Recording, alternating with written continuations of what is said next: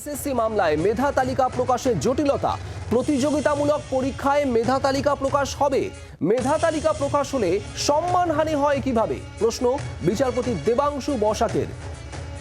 অর্ণবাংশু নিয়োগী আমাদের প্রতিনিধি রয়েছেন আমাদের সঙ্গে। অর্ণবাংশু, আজ ঠিক কি প্রসঙ্গে এই মন্তব্য বিচারপতির? দেখো, এতদিন পরে ঘুরে ফিরে সেই প্রশ্নটা আবারও সামনে এলো যে বিশেষ বেঞ্চ যে প্রশ্নটা তুলছে যে যখন কোনো প্রতিযোগিতামূলক পরীক্ষায় অংশ নেয় কেউ, তখনই তিনি জানেন যে এই তালিকা প্রকাশ হবে।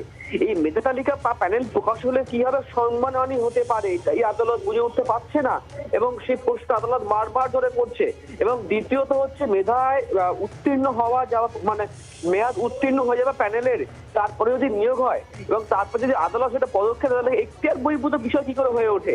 আর সব থেকে বড় কথা যে কে কতদিন কাজ করছেন সেটা বড় কথা নয়, সব থেকে মূল বিচার্য বিষয় হচ্ছে সেই চাকরিটা বৈধ না অবৈধ, সেটা কিন্তু বড় প্রশ্ন। এবং যে কারণেই কিন্তু আদালত এই শুনানিটা করছে। যারা চাকরি প্রাপক বিতর্কিত ভাবে তাদের সওয়াল করেন আইনজীবী কল্যাণ বন্দ্যোপাধ্যায়। তিনি বলেন যে আমাদেরকে সিঙ্গেল বেঞ্চে কোনো সুযোগ দেওয়া হয়নি, আর ডিভিশন বেঞ্চে মামলা হলেও যে সবাই সুযোগ পেয়েছে এমনটা নয়, একাংশ তারা পেয়েছে, সবাই পায়নি। আর সব থেকে বড় কথা, কে ঘুষ নিয়েছে তার জন্য তো দায়ী দোষী আমরা কেন হবো? যদি ভুল হয় তাহলে ভুলে বিভাজন করা হোক, তাহলে কে ভুল নয়। সুতরাং এই জায়গা দাঁড়িয়ে অত সহজে বলে দেওয়া সম্ভব না যে সবার চাকরিটাই অবৈধ। আমাদেরকে আরো বলার সুযোগ দিতে হবে। এই তারা সওয়ালটা আজকে করেছেন। সর্বোপরি আজকে তো শুনানি পর্ব শেষ হয়নি, আগামীকালকে আবারও শুনানি হবে। সেখানে কল্যাণ বন্দ্যোপাধ্যায় শুনানি করে বলবেন যে যারা চাকরি পেয়েছেন তাদের চাকরিটা ন্যায্য কি ন্যায্য নয়।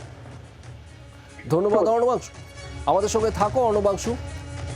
আপনাদের জানাবো বিচারপতি দেবাংশু বসাকের আজ এই মন্তব্য, মেধা তালিকা প্রকাশ হলে সম্মানহানি কিভাবে হচ্ছে, আজ প্রশ্ন করেন বিচারপতি দেবাংশু বসাক।